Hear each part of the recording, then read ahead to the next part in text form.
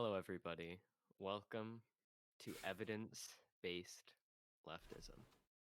I guess today we wanted to talk about the minimum wage discourse.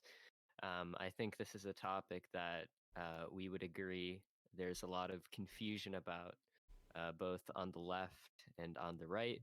Both sides. I guess, exactly. This is a radical centrist podcast. I guess on the left side of things, I'm sure you remember there was some Twitter discourse a while back, about a month ago when we decided to make this episode, when a lot of people were talking about whether or not there's a limit as far as how high you can raise the minimum wage without any sort of negative externalities, with some very enlightened economist folks making the argument that essentially there is no limit.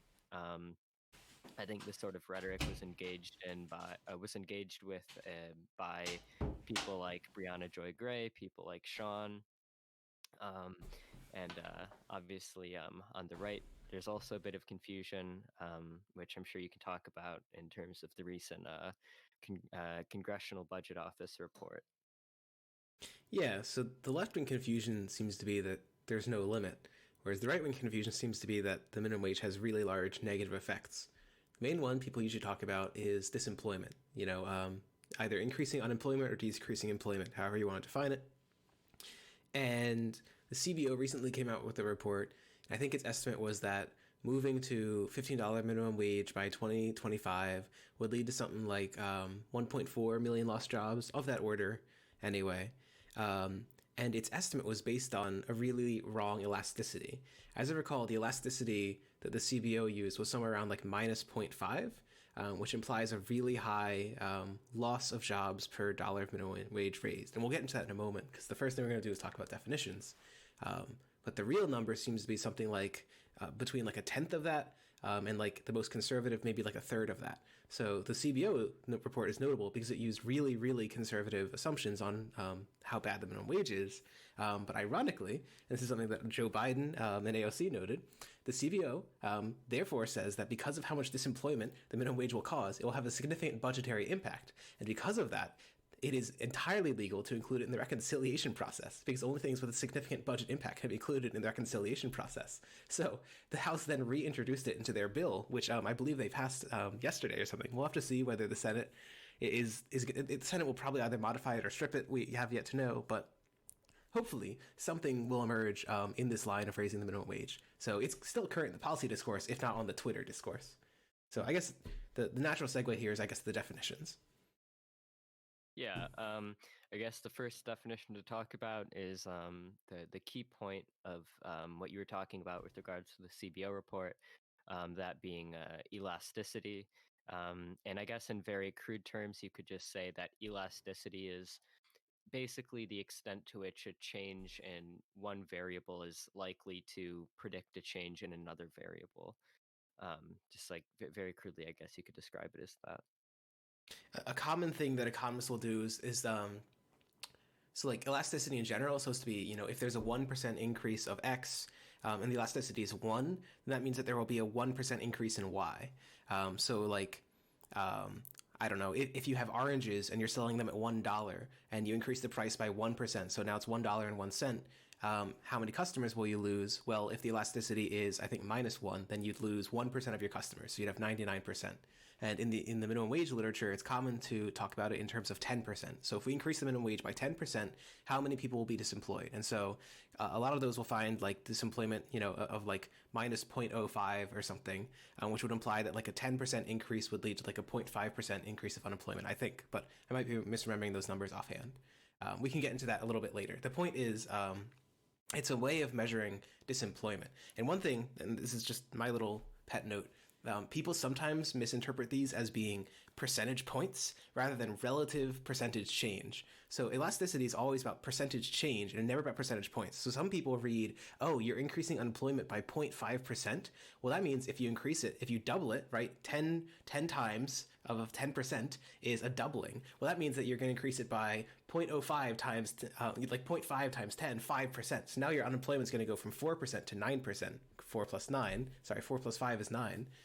That's not the case. We're talking about like 5% times the whatever number you get from the elasticity rather than adding to. So I know that's like a little technical point, but it's unfortunately very common. Yeah. So I guess what you sort of where the terms of elasticity sort of become relevant here is one of the main sort of points of contention in the minimum wage debate is to what extent the minimum wage causes disemployment. The argument is essentially, if you raise the cost of labor, firms won't be able to afford as many workers, and essentially will have to lay a bunch of workers off, won't be able to hire as many workers, and essentially there's a trade-off where you might increase the wages of people who still have a job, but you're also completely eliminating the opportunity for other workers to find a job, which is obviously not an acceptable outcome. Um, so there's two sort of meta-analyses that I like to reference when talking about the disemployment effect of the minimum wage, because obviously that's like the central point of contention is if you raise the minimum wage, um, so many right-wingers say like firms won't be able to hire as many workers, they'll have to lay off a bunch of workers, and so while you're raising the wages of workers who already have jobs, you're preventing other workers from being able to have jobs at all. And sort of the argument is that therefore it's sort of a net negative to have a minimum wage. Um, so the two sort of meta-analyses I like to reference, one is titled 15 Years of Research on U.S. Employment and the Minimum Wage. This was done by Wolfson 2016. Basically, what this meta-analysis did was create an average of 739 different estimates from 37 different papers analyzing U.S. data on the impact of the minimum wage on unemployment. And basically, the meta analysis concluded that the average estimate from all the different papers predicts that a 10% increase in the minimum wage would reduce employment by a pretty negligible 0.6%. Um, the other meta analysis that I like to reference is titled Credible Research Designs for Minimum Wage Studies. This was from Allegretto 2017. And especially essentially what this study does is specifically examine only studies which use high quality comparison groups. Hence the Um, name, right? yeah, exactly. Yeah, so it's sort of controls for high quality designs and studies. And similarly, basically, what this meta-analysis found was that there's little to no employment effect on average of the minimum wage on employment. I think the average elasticity was about 0.05. Yeah. Um, So just to put the numbers again, focus on the elasticity. The first one, Wolfson 2016, they found that a 1% increase leads to of the minimum wage leads to a 0.06% increase of unemployment, and then Allegretto 1% increase minus 0.05. So you're getting numbers that are on the order of like half of 10% in terms of their impact. So pretty small. yeah. Yeah. And the way that I sort of like to frame this is the first study kind of takes a broad average of like countless random studies on the minimum wage, the effect of the minimum wage on employment. And the second study specifically examines high quality comparison studies. And so, one framing from the economist Ben Zipper that I find pretty useful is that basically, if you look at these two meta analyses, we can see that according to both the average of all studies as well as specifically the most well designed studies, there seems to be a pretty negligible impact of the minimum wage on employment. Yeah, and so like in general, meta studies are pretty high quality for like obtaining knowledge. There's problems with them, like they aren't perfect, but they're much better than a single study. And so the fact that not only can multiple meta studies all find this, because it's not just these two. There's actually about a dozen at this point, stretching back 20 years now to a famous one by I want to say Card and Kruger, um, and they all find things on this roughly the same order of magnitude. But it's that ones that, again, the broad approach and the high quality approach of meta analyses all find the same thing. So, like, it's not just that all the studies agree, it's that all the meta studies agree. And at some Yeah. point, maybe there'll be a meta study, like meta study of all these, but who knows? Yeah.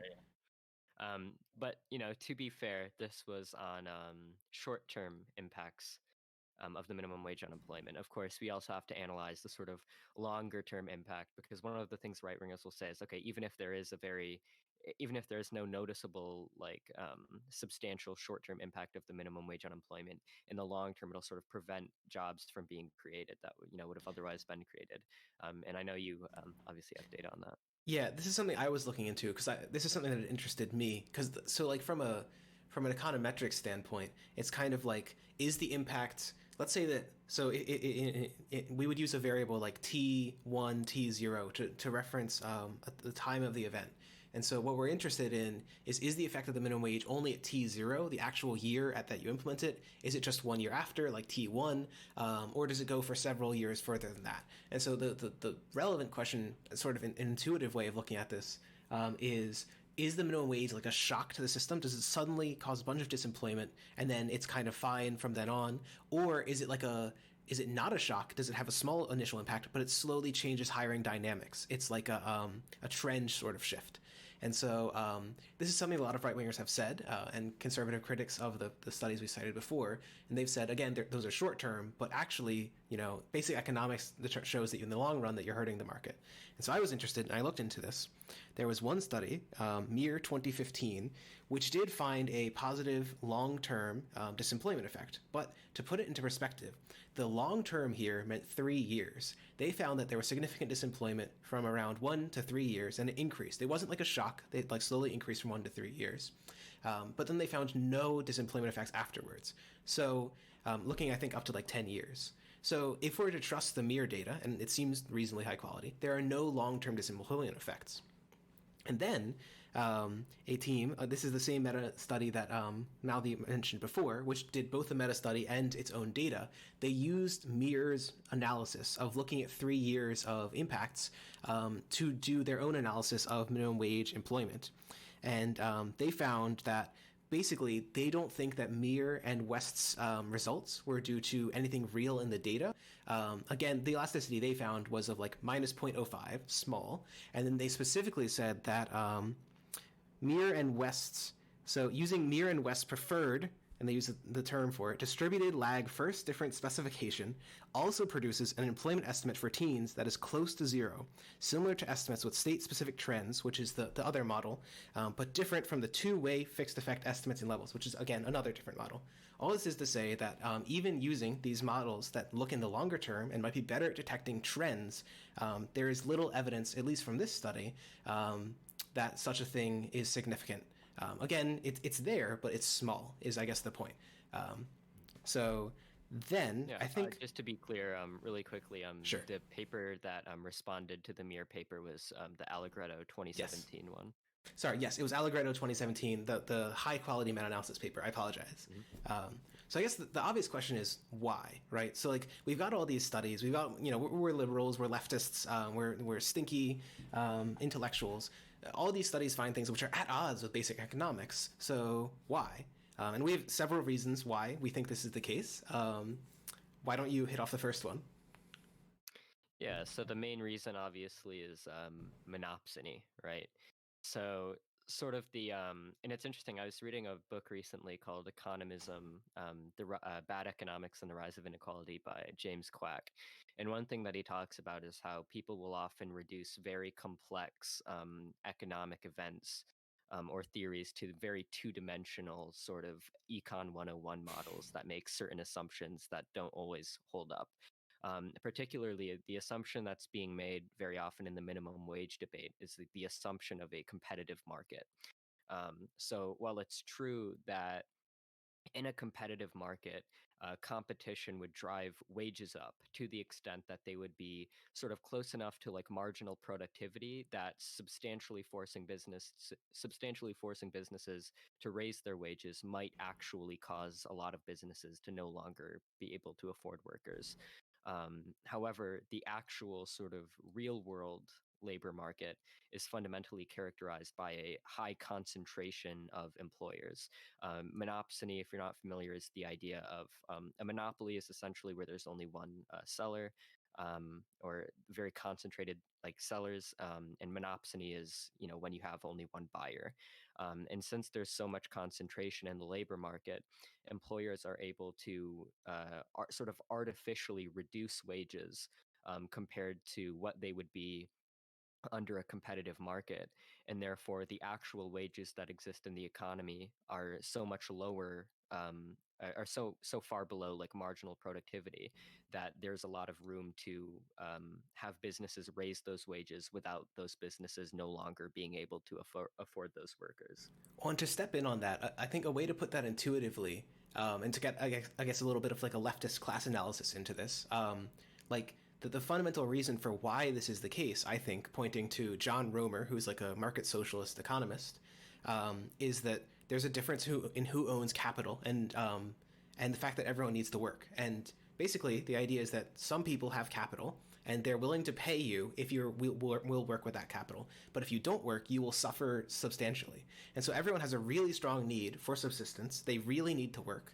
And so they will work at kind of whatever wage they can get. They have substantially less bargaining power because if you don't work, you will face like large negative consequences. You don't have the time to like sit down and wait until it's the perfect time that you found the perfect job. You can't restrain your labor power. You kind of need to join into the labor force. And you can't just get your own capital because some people own it all and they aren't just giving it out for free. So I know that's like a hyper simplistic way of thinking about it, but it's basically the main thesis of like how labor markets are fundamentally about class relations. Some own capital, some don't. Those that don't are forced to work, and because they're forced to work, it's not a competitive market or anything close to it.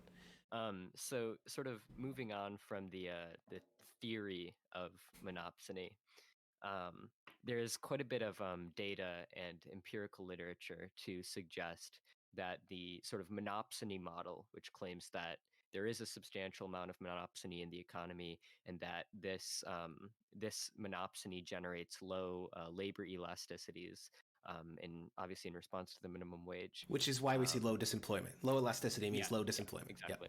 Yeah. Both of these claims can be verified empirically.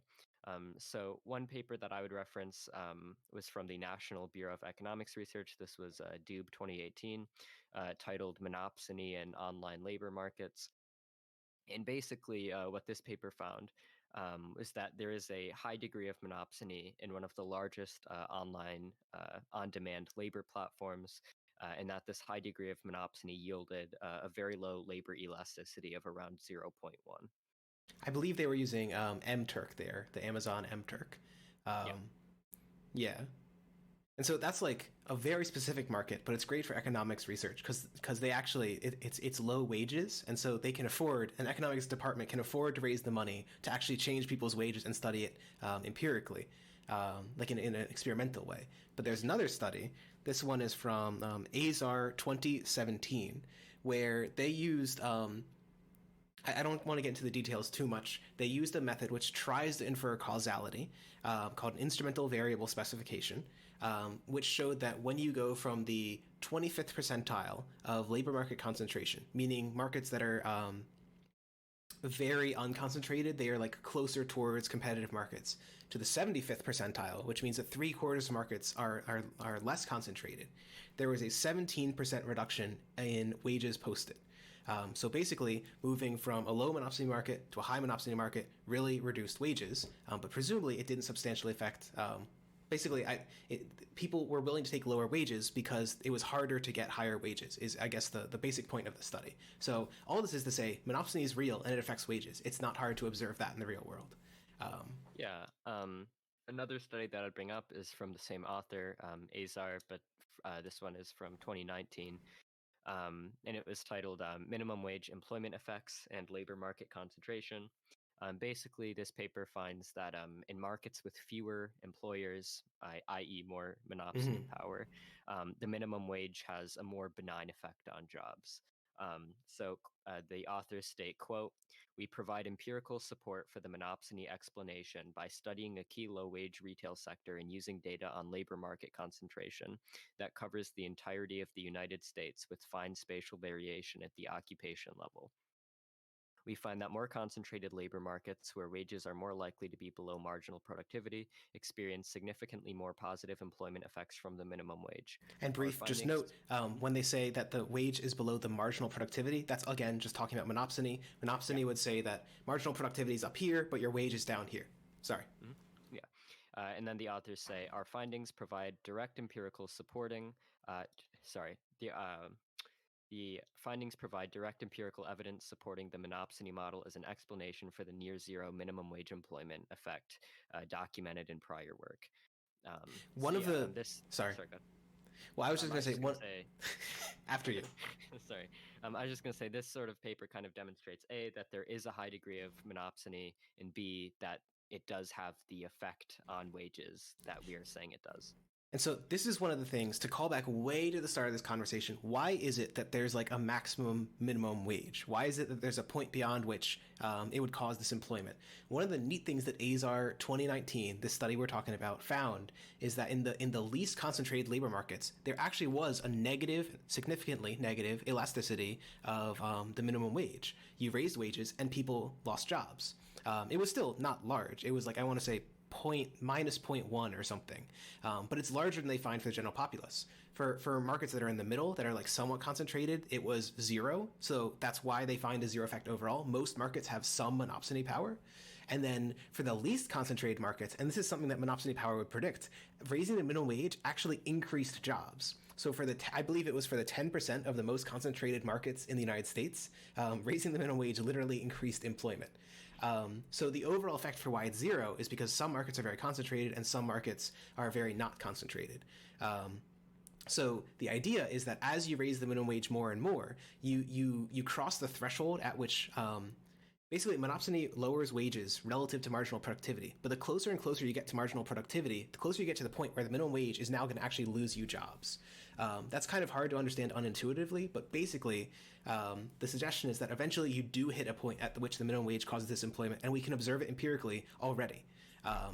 It's not. In short, there are some areas where there will be disemployment, some areas where there won't be. But overall, the effect is near 0. And I guess as a quick interjection there, the reason why sort of when asking the question like, well, how high is too high? I believe one paper from Dube from 2019 basically examined that question, trying to see if we have yet seen a limit where the minimum wage starts having a substantial disemployment effect. And basically what he found was that up to about 60% of the median wage, we have yet to see any sort of negative, substantial negative employment effect of the minimum wage. And I believe 60% of the median wage in the US is like $14.99 or something like that. I think that might be it after. I think that might be Noah Smith's estimate for it in 2025, but I think the number. Yeah. We never do math on air, but yeah, it's very close to like $15 an hour. Yeah. It's somewhere approximating that. So yeah, basically like $15 an hour is a pretty safe bet. But when we start talking about like, well, we should raise it to $35, it's like, all right, slow down, you know? And I think that one thing that I would say is that I'm not saying that we could never raise it to $25. The idea is that you'd want to raise it towards that and see what happens, because this is for both economic and political reasons. You don't want to fuck up the economy, and also when you fuck up the economy, you're to blame. So like when the minimum wage, if you raise it 25 and now you've disemployed like 5% of the United States or something, who's to blame for that? It's not going to be the centrist Dems, it's not going to be the Republicans, it's going to be the progressive Dems who take the blame for that. So if you want electoral leftist success, don't push policies that you don't know work. That's the simple point there. So I guess to pivot to the next thing, first we talked about monopsony power. So one theory for why the minimum wage, and these aren't contradictory theories, they're just like all parts of a big explanation for why the minimum wage doesn't cause disemployment, is that monopsony power, that your wages are artificially lowered. Another interesting theory, it comes from basically the idea that some firms are more productive than others. And so when we talk about marginal productivity in monopsony theory, that means how much a worker produces in, let's say, a given hour. Some firms have a higher marginal productivity than others. So one of the things that might happen with the minimum wage is you raise minimum wage above the marginal productivity of some firms, but it's still below the marginal productivity of other firms. So workers get transferred, they get fired by the low productivity firms, and they scoot on over to the high productivity firms. And that could actually be a good thing for the economy, ironically enough. As a little tangent, this is one of the possible arguments for sectoral bargaining, which I won't get into because that's a complicated argument. The long and short of it is that scooting workers, which is churn, that is like it does mean that there will be firings, scooting them from less productive to more productive could be a good thing for the economy. And we actually observe this in one study called Dustman 2019, which was looking at minimum wages in Germany and using variation in like regional minimum wages before they passed the federal minimum wage, and then looking at how much it changed relatively. And they found that, quote, about sorry, this is not a quote. In Germany, about 25% of the wage increase from minimum wage increases results from workers switching from less productive and therefore less profitable firms to more profitable firms. Higher minimum wage increases resulted in higher increases in average firm efficiency.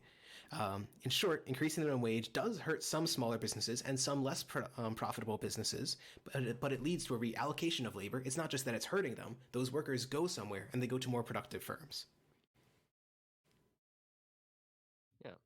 I guess that has some sort of relevance to, another one of the big arguments besides just like disemployment is people will say like, well, the minimum wage is harmful to small businesses. And the answer to that is maybe a little bit, but, good. Like it makes the economy more efficient. It's better for workers.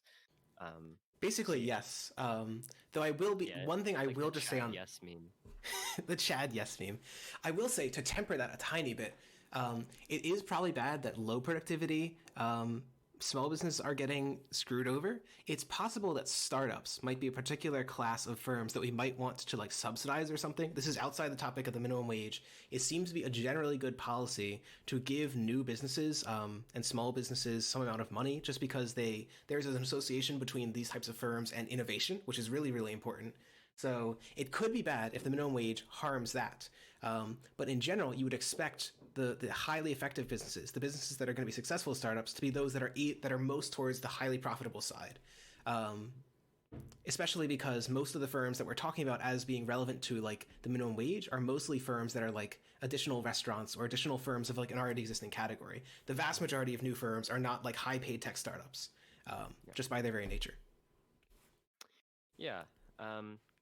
So I guess to scoot on over to the next topic of discussion.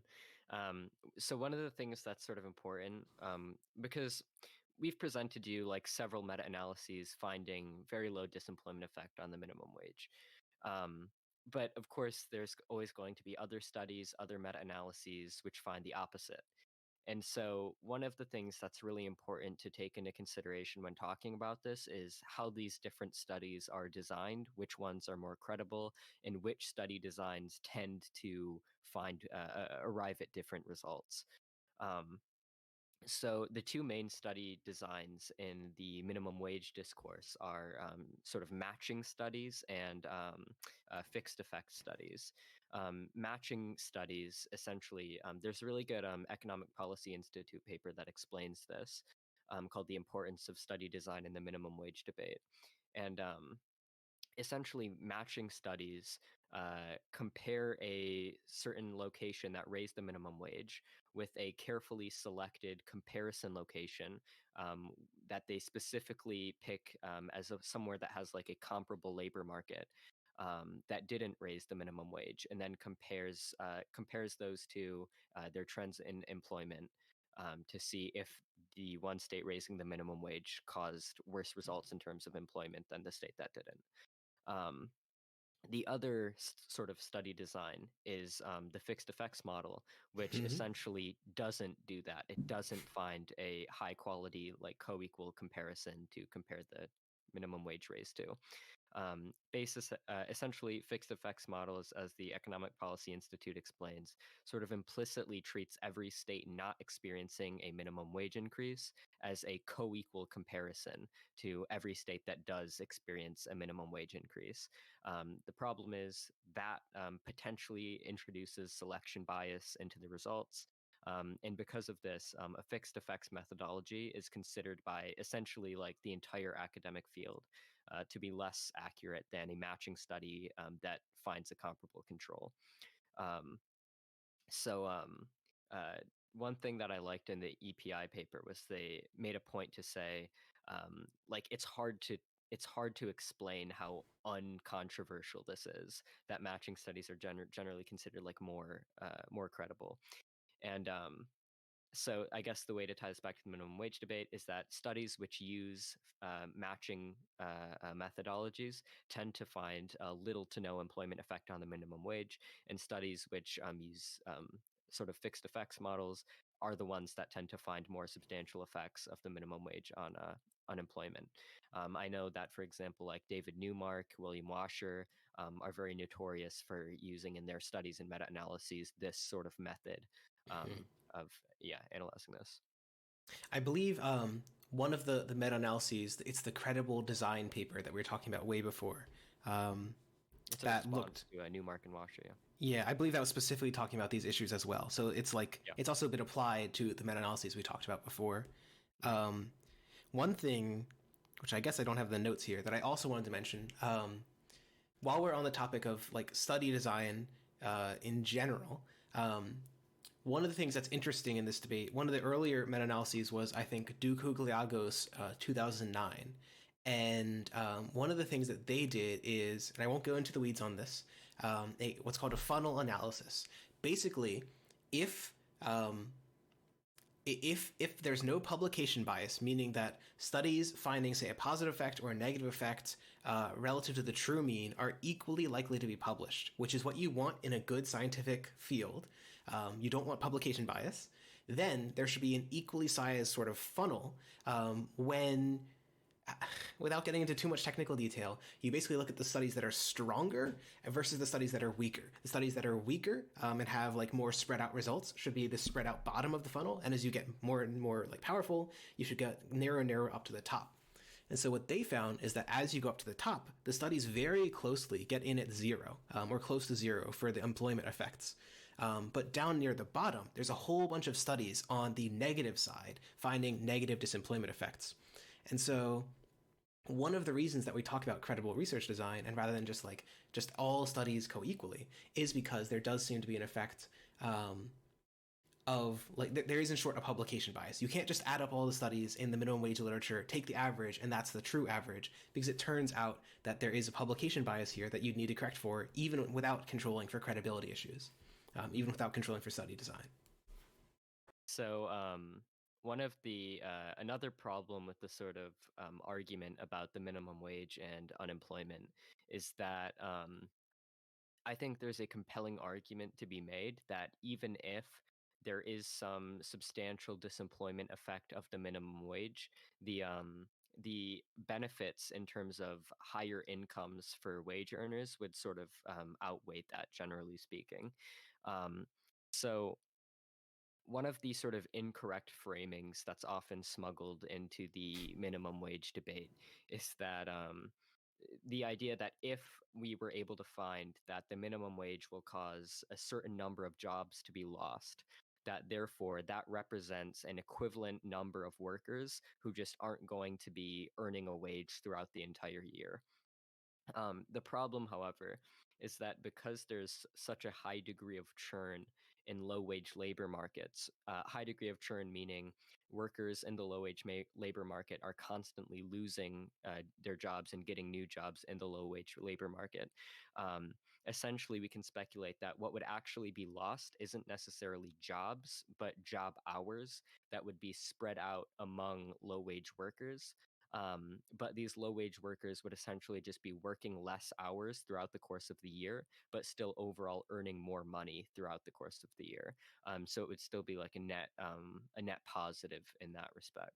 And to be clear, this is like hours over the year, not like hours in, like, it wouldn't be like go from 8 hours a Yeah. day to like 6. It's like Mhm. go from, I don't actually know what the number of hours over a year would be, but go from 1,000 to like 900 sort of thing. Yeah, exactly. Yeah. Yeah. Another thing is on this sort of note, there's a Economic Policy Institute paper titled "Bold Increases in the Minimum Wage Should Be Evaluated for the Benefits of Raising Low Wage Workers' Total Earnings." Very succinct title for that paper. And basically, what this paper explains is that even if the minimum wage did increase unemployment, this wouldn't be a sufficient argument against the minimum wage. So, like, for example, there was one study from the Congressional Budget Office, which was cited widely by many conservatives due to its headline finding that a proposal to increase the minimum wage would cause the loss of about 500,000 jobs. However, if the authors sort of dive into the numbers of that study, and the report actually found that while there would be a significant amount of jobs lost, the number was 97% of the workers directly affected by the policy would be clear winners, who would remain employed and earn more per year. Yeah, that's sort of on the same point. Yeah, I believe that we didn't talk to it too much on like we have like a little sheet of our notes before this. I believe one of the studies on this is a study by two folks over at the census called Rins and Voorhees. I want to say 2017 or 2018. And their finding was that just looking at overall income, so instead of looking at employment or hours worked, they actually looked at just like overall income. And they found that the workers affected's income overall went up. So even accounting for lost hours, even accounting for lost employment, all of this, like as a total, as a total, was still raised incomes. So I think that there's a whole variety of reasons to believe that disemployment is not like the be all end all only metric that matters. And I guess that makes a useful pivot to sort of the next topic, which is talking about some of the benefits of the minimum wage. We do, no, it's, wait, I fucked up. we reordered it. The next, this does not make a useful pivot to the next section, which is about inflation, which is yet another problem with the minimum wage. And then we'll actually talk to you about the good things about the minimum wage. Yeah, that's right. I think this is on you, bud. Yeah, I'm gonna retake that. So we've been spending here. I'll wait. We gotta get back into position, into podcast position.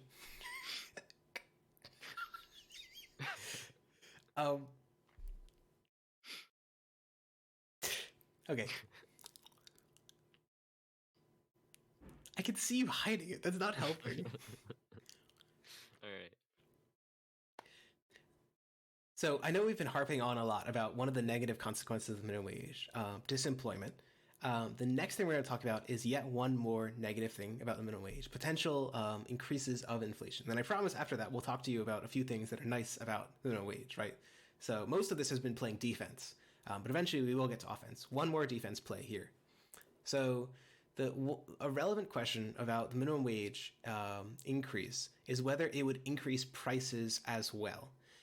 And one concern is that, you're only raising nominal wages so much. What if the prices actually raise more than that increase in nominal wages? Then you'd actually be harming the people. We were just talking about how, you were raising people's incomes, but you were causing disemployment to some. Well, what if it turns out that raise in minimum in like wages was even less than the rise of products? So what would we call it? The real wage, the wage that you're getting in terms of goods, the real price of goods has gone down. So you either can purchase the same amount or less. That's the fundamental fear I think that conservatives like to bring up when talking about inflation. However, as Mouthy's going to point out, this is not realistic. Yeah, so in large part, the reason why the inflationary impact of the minimum wage is likely to be very small and nowhere near outpacing the gains in wages and income is because the cost which a minimum wage is likely to impose on a business is a like overwhelmingly small percentage of that business's overall costs. So there's not even a need for these businesses to raise prices very substantially to compensate. And I will note, just a little note on that one. This is one of those things which varies across businesses. So we talked about variances in like labor market concentration. The percent of a business is like profits or surplus that goes to workers is another thing that's very variable across businesses. And so some businesses are very labor intensive, like in the food industry. And so one pet topic for studies on this issue is to study food industry ones, because those are the ones where you'd expect to find the highest inflation. And even in those sectors, there was recently a study released on pass-through pricing in McDonald's. And I believe the estimate there is that about like 10% of the increase of the minimum wage was eaten up by price increases due to, in terms of real McBurgers or whatever. I don't know which product in particular they were looking at. In short, and I should know because I work there. In short, it isn't. It's real, but it's small, even for the industries where you'd expect it to be the largest. And then Mouthy's going to talk about this in a more general context, I think. Yeah. So zooming out in sort of in aggregate terms, there was one 2008 meta-analysis titled "A Survey of the Effects of the Minimum Wage on Prices," and basically what this meta-analysis found was that on average, according to the different estimates, a 10% minimum wage hike would lead to an overall rise in prices of about 0.2 to the highest estimate being 2.16. And the majority of the estimates fell below 0.4%. So obviously very small impact. Another more recent study from 2016 titled "The Effects of Increasing the Minimum Wage on Prices, Analyzing the Incidence of Policy Design and Context." This study estimates that a 10% increase in the minimum wage would increase prices by about 0.36%, which again falls below the 0.4 number that was the majority consensus in the previous meta-analysis. Yeah, and so I think the order of magnitude that you're talking about here is that you raise the minimum wage by 10%, so people are getting paid 10% more in nominal terms, and prices go up by, let's say, 1%. So in real terms, your wage has gone up 9%, which is still, like we're talking about, a big gain. The numbers just don't work out here, as far as we can tell, for a large inflation effect. And one thing to note here is that not everyone pays prices equally. Consumption, so like wealth inequality is the most unequal. The rich have the most wealth and the poor have the least. Then there's income inequality, which is slightly more equal, and then there's consumption inequality. Even here, rich people consume more. I think the estimate is that the top 10% consume about 20% or so of the goods in the United States. And so price inflation falls disproportionately on those who consume more, i.e., the rich. And so one of the, again, possible ways in which the minimum wage does not cause disemployment is because it's shifting money from the rich, who are paying more, to the poor, who are consuming less but getting paid more. So it's possible that there's a slight direct distributional effect of price inflation from the rich to the poor, which is possibly a good thing. This is one of those minor benefits of the minimum wage, but yeah. So I guess so far we've talked about sort of the effects of the minimum wage in terms of unemployment and inflation, things which could potentially be like negative aspects of the minimum wage. And one of the questions that we've brought up is, okay, even if these negatives are true, would they be outweighed by the positives? And one way of analyzing that question is just analyzing, okay, well, how big are these negative effects? And obviously, from what we've talked about so far, it's pretty small. But another way is just saying, okay, ignore estimates of inflation, ignore estimates of unemployment. Let's try to examine the net effect directly. You can do this is this something that I mentioned before, but we're going to talk about in depth here. Yeah. With the Brins and Voorhees study. Sorry. Yeah. We're talking. The different ways to do this would be analyzing like the overall net impact on poverty, on income distribution, on population health. Yeah. So I think the first study that we'd mentioned here is one from Doob 2019. It's titled "Minimum Wages and the Distribution of Family Incomes." There, the big estimate there was that first they did like a meta study, and they found from the 78 estimates across 13 papers that they reviewed that doubling the minimum wage, which would in the United States take us from $7.25 to $14.50, right? So roughly around $15 minimum wage, would decrease poverty by 22 to 45%, which is an enormous reduction. You're talking about taking 1/5 of people in poverty, which I want to say is like 20 million people in the United States, to 2/5 of them out of poverty. So there's like incredible benefits here, particularly if we want to analyze this in like an even more extended context, which is that often the people in poverty have children in poverty and have a variety of like other consequences which hurt not just themselves to be in poverty, but like people around them. Yeah. Well, one interesting thing about that paper is, and I found this while reading through exchanges between Doob and David Newmark, was that the one study in this meta-analysis, because obviously the average found a substantial decrease in poverty, the one study which found that there would be a net increase in poverty was by David Newmark, And that study essentially used like a garbage distributional analysis that has never been used by any researcher like before or after. Really? So like, yeah, like Based. unironically. Based trailblazer Dave Newman. Mm-hmm. Um, but anyways, a different study, sort of along the same lines. This was RIN's 2018 study was titled "The Distributional Effects of Minimum Wages: Evidence from Linked Survey and Administrative Data." And basically, what this study found was that increases in the minimum wage substantially increase like aggregate income at the very bottom of the income distribution. So, sort of the same finding being corroborated here. Yeah, and I mentioned this previously just to talk about inflation, but it's relevant here again just because overall income is the overall thing that we're interested in, lifting people out of poverty, not just making sure they don't lose a job. Lots of lines of evidence that lead to the same conclusion, I think. Yeah. So besides just sort of income distribution and poverty, another thing we could talk about is just sort of overall population health. Insofar as the health of a population can be determined by certain like socioeconomic variables. So yeah, Yeah, so I think that again, just looking at the holistic approach here, it's cat. it is cat.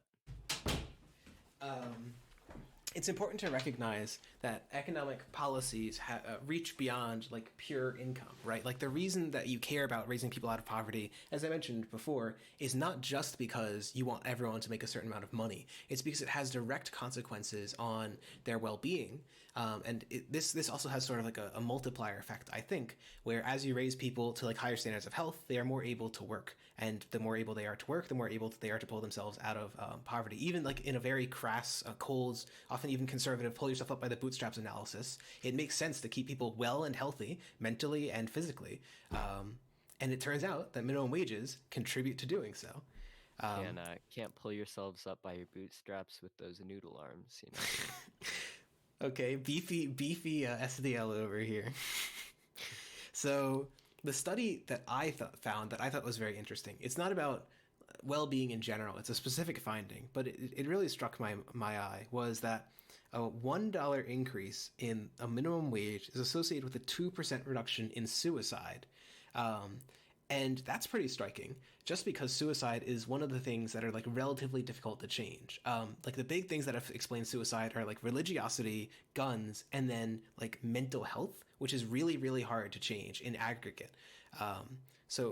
Even like the idea that raising, the minimum wage, say $7 in the United States, could reduce suicides by like 14%, to me is incredible. It's kind of astounding. Because that would literally shift like national mortality rates. So just in short, this just caught my mind, but Mouthy has an even broader context here.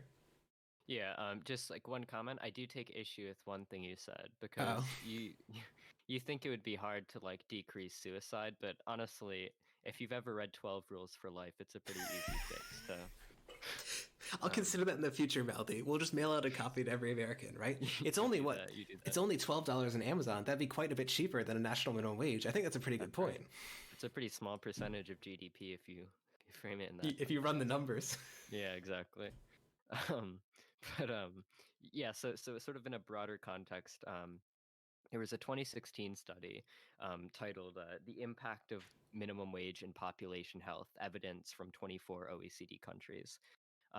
So basically, this study examines 3 decades of data from 24 different OECD countries to assess the relationship between the generosity of the minimum wage as estimated in the study by the Cates Index and population health. The study concludes that higher minimum wages are associated with significant reductions in overall mortality rates, as well as the number of deaths due to outcomes which are more prevalent among people with lower socioeconomic status. More generous minimum wages, according to the study, impacted outcomes such as poverty, unmet medical needs, number of doctor consultations, tobacco consumption, calorie intake, the number of people who are overweight, etc. So, I like know a broad benefit. Yeah. in general, well, just in short, it's kind of hard to overstate people have done lots of studies on like basic income experiments. Giving people money really does matter. And so given that a lot of people who receive a minimum wage aren't going to be otherwise affected in, say, the hours they work very much, their like work lives won't be too otherwise changed. We're talking about something which is just like dramatically increasing the wages of people while they're working. And there's just like an unbelievable amount of evidence that giving poor people money and giving people money in general improves their happiness, like decreases divorce. There's like just a huge variety of ways in which it improves people's lives. So it's no basic income, but it really, really does help. So yeah. So I guess that concludes our sort of topic of the minimum wage. Socialism done left. Do you have any studies that you want people to come away with really thinking about when they're going to bed at night after having listened to this? I forced Maldi. I was like, "Hey, Maldi, we've got to have some like little like thing that we do each episode, right? Some like way to like hammer home that we're evidence-based leftism." And then he was like, and didn't get back to me for a few days. So I was like, you know what we should do? We should say one study. That's our takeaway. If you want to read one study, so my study is it's one of the meta-analyses that I mentioned before. Some of the technical writing is a little bit difficult. Socialism done original. You could read the intro and the conclusion, and you'd take a decent amount away from it if you aren't willing to sit through the econ jargon in the middle. And you can also see what I was talking about, that funnel graph. You can literally see it. They've got a nice little graph there. It shows you it. So that's Droukogliago's 2009 meta study on minimum wages. Basically, what they're finding is that after you account for publication bias, disemployment from minimum wage really close to zero. So pretty striking finding. I think we might have a problem because next to my name it just says question mark. I think we were supposed to write in one of the Doob studies there, but I got lazy. Damn. Well, you're just gonna have to quick project if you're listening to this. Go back and make a guess as to which study was my favorite, and then read that one.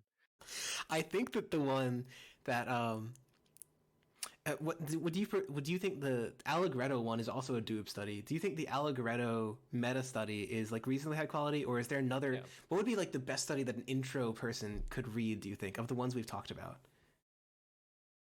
I think the Allegretto one was pretty good. Okay. Yeah.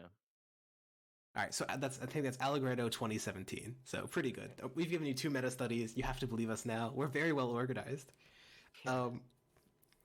I also, as part of this, like, I guess, cheesy bit, said we should leave everyone with one concept to seed into your mind, okay? So I think Maldi wanted to talk about monopsony. Yeah, well, so kind of stole the big reveal. Oh my god. Yeah, so I think monopsony is pretty important to this. Just in a sort of sense of reframing the debate. In terms of, we need to get away when we're talking about like complex, like real world economic policy.